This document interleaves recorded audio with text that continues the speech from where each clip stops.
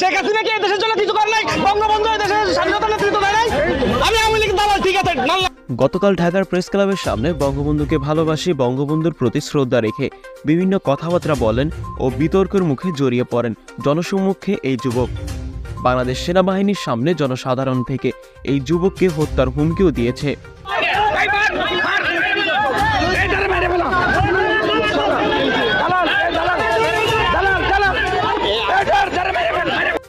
তবে এই যুবক বিভিন্ন যৌক্তিক কথাবার্তার মাধ্যমে নিজের অভিভাব প্রকাশ করেন।